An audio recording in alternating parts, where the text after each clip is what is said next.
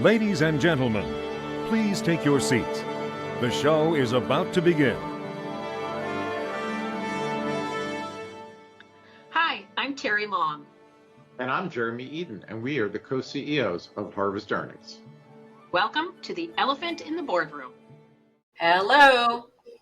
Hello, how are you? Well, let's just move on. Yeah, let's do that. So today we're going to talk about something that was spurred on as a topic because it is a pet peeve of mine that you are very, very guilty of.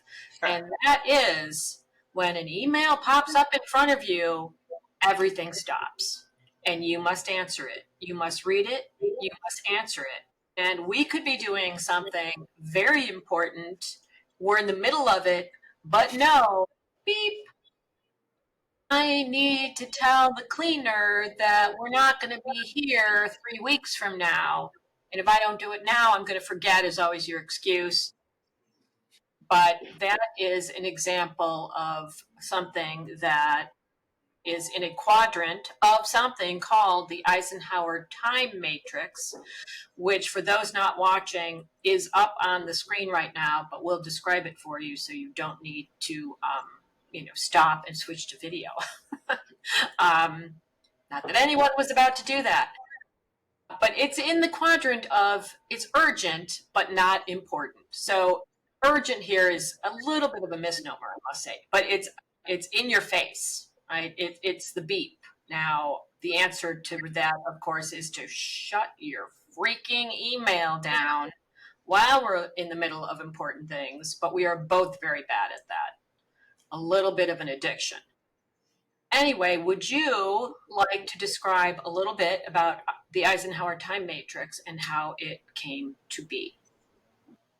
Yeah, but can you just give me a minute? I've got to finish this email, so hold on. That is all too realistic. To be funny? Isn't it? Yeah, too soon. Everything's a little too soon today. Okay. So, as you said, President Eisenhower, General Eisenhower, apparently came up with this oddly during his presidency, because you would have really thought this would have been critical during World War II. But during his presidency, he once said that he's got two kinds of problems, those that are important and those that are urgent. And they're not often the same, certainly not always. So he divided these problems into, if you think of a matrix with two axes, one axis is what's important, what's not important. Now, there's no particular definition to important. Important is for you or in your job or maybe for your company. It depends on the perspective. So if it helps grow earnings, maybe that's important for your company. Or if it's, you got to remember to take your pills for a medical condition, that might be important for, you personally. But it's important. Pick up your child from their after-school activities. Exactly. So there's important and not important. And it is surprisingly difficult to always make that distinction. And I'll come back to that in a second. The other axis from left to right was urgent and not urgent. And you just said, urgent might not be quite the right expression, but it's this idea that it's in your face. But urgent is whatever it is that makes you want to react immediately, regardless of whether it's important or not important. So, when the telephone rings is the classic one, or when the email shows up are examples of urgent. But, urgent could also be you get a request from your boss. Even if your boss doesn't really care whether you answer it now or later, if in your personality you must immediately respond, then that makes it urgent. Not urgent is obviously things that don't make you want to respond right now or in the immediate future. So, of course, there are many things that are both important and urgent. we have 3 days left to the sales campaign and we're still a little short on our goals, and it's important and urgent, or key project milestones, or meeting an important prospect or customer. And we are all pretty good, and our companies are all pretty good at imposing on us, and other organizations we're in, things that are important and urgent. The problem comes, and by the way, we're also, I think, pretty good at not doing a lot of things that are neither important nor urgent. Like we gave an example here of cleaning up old files. I actually like cleaning up old files, even though it's not important and certainly not urgent. But every now and again, It gets important after a while. Some things might move into the important category if, in fact, it's weighing on you heavily or you have no more storage left. yes, right. So that often I'll get into a fit of these when I've run out of storage space, and that it has now moved from not urgent because I've let this accumulate over a year to, oh my God, now I can't fit this last photograph into the file cabinet. It's that type. So, but we're pretty kind of good at not spending a lot of time on it, not important and not urgent. Where we have a big problem is wasting enormous amounts of time on things that feel urgent but are not important.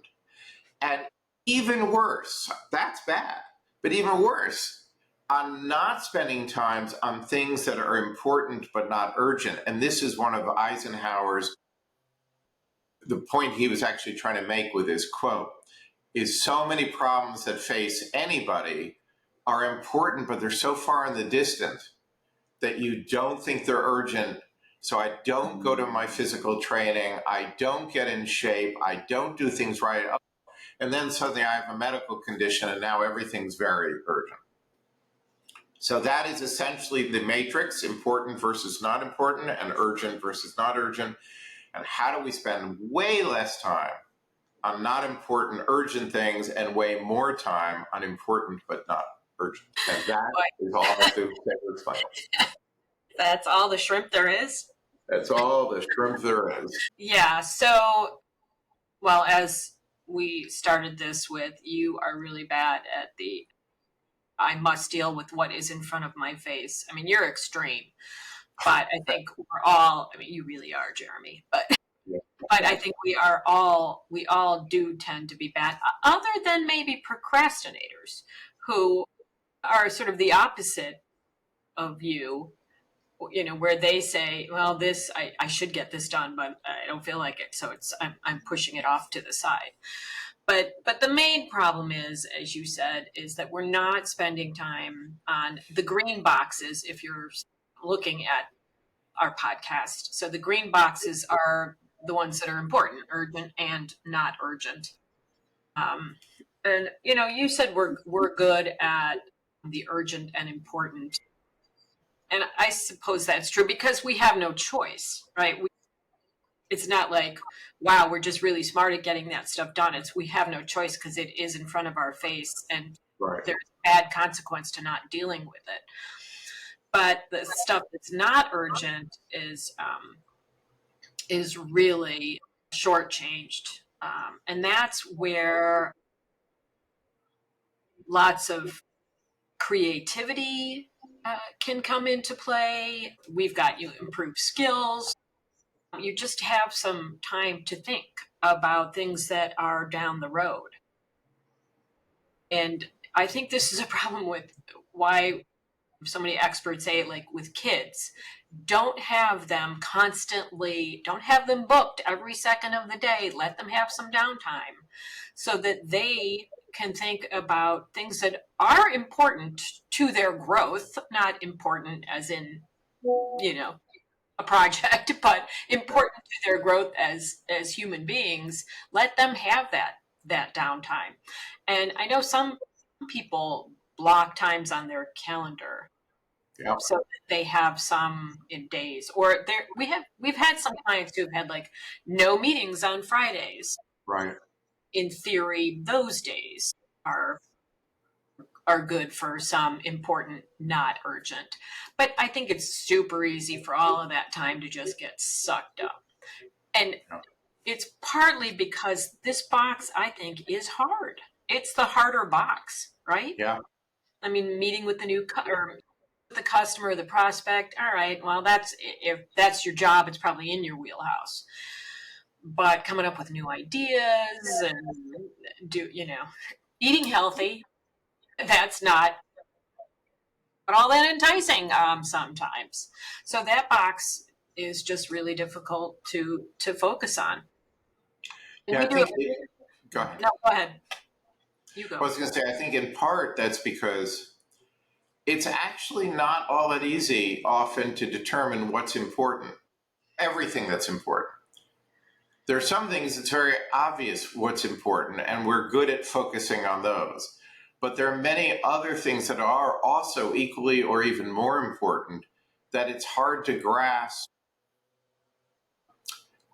So for example, you want to develop new clients, and there's a multi-year, or multi-month set of things that have to happen, and you're not even clear whether it's going to be worthwhile. You spend all that time, and the person doesn't even become a client, but somebody else does.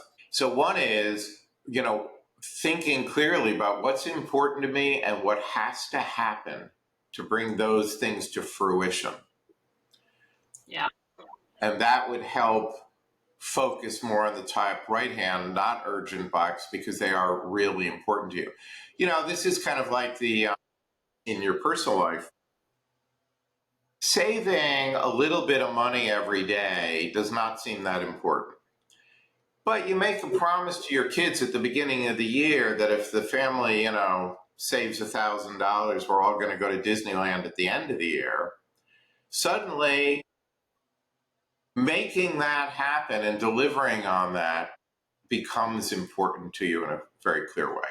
Now, was it Bush that didn't know the cost of a gallon of milk, or somebody didn't know the cost of a gallon of milk? George H.W. went to a supermarket during a. Yeah. Well, you don't know the cost of Disneyland, but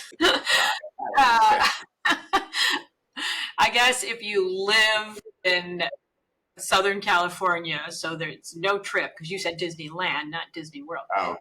All you're doing is buying the tickets and paying for some merchandise and stuff. You can do it with that money.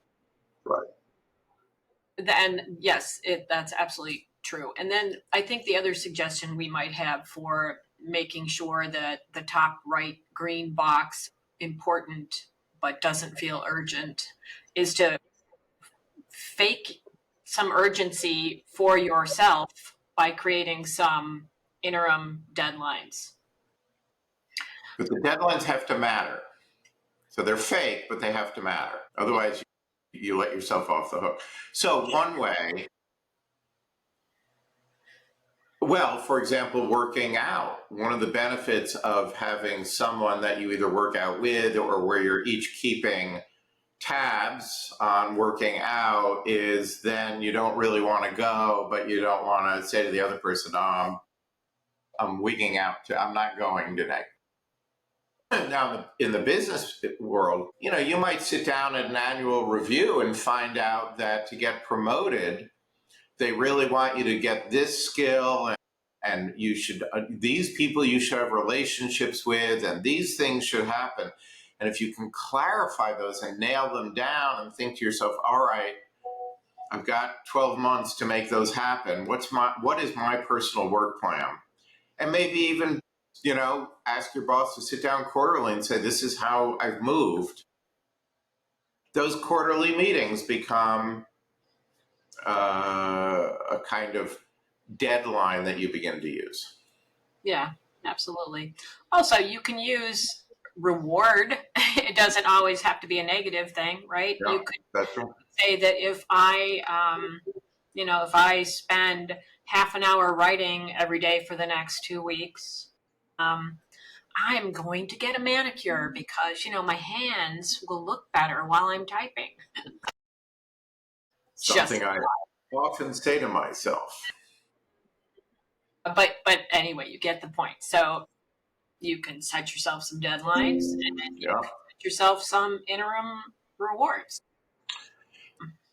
Now, there are, at least I like to think of it as there's kind of two classes of particularly the not important but feels urgent category of activities. One class are all the things we do to ourselves. They're totally self-inflicted. So my email habit, for example, or gold plate, which we've talked about before, where we go over and over and over refining some PowerPoint or some email. It's totally unimportant. Yep. But in addition, our organizations do these to us, or we do it to other people by imposing. I mean, so, the most complained about thing in any organization are these long, useless meetings that everybody goes to. But few people choose those meetings to be designed that way. They feel that they're kind of imposed on them. But another example, which is much more striking, is sales forces are incredibly important to every company. And yet it is absolutely astonishing how much time, often 20, 30, 40% of sales force time, is spent not selling. It's spent looking at the commissions, making sure I got paid right, or being on the road, or preparing for the meeting, which you might think, oh, well, that counts as part of selling. But it doesn't, because there might be way more efficient ways to prepare. And so companies really need to look at how much time are they imposing on people in this not important but feels urgent quadrant that they could easily change. And I won't tell the story, but at one client, they went from only selling from 40% of their time to being able to sell 60% of their time. That shift was like increasing their sales force by 50% without spending a dime. Yeah. And that was important. And managers, people imposing the work have to consider this, because if the employee gets something, you need to do this. Well, it's urgent and important to them because they want to keep their job and do their jobs well and get promoted, et cetera. So it's not, they have to view it that way. Now, Yeah. as an employee, if you have the kind of relationship, with your manager that would allow this, you could explain this situation and, try and get a ruling to change some things. But we know, because that's what we do for a living, basically, that an individual saying something of that ilk to their boss, has a 50-50 maybe at best shot of working, probably less actually. But it's worth a try.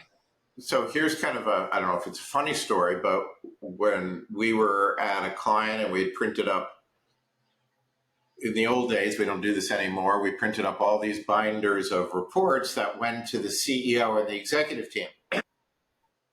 And the CEO, when he got it, said to his assistant, "This type is so small, I wonder if we can get it in much bigger type."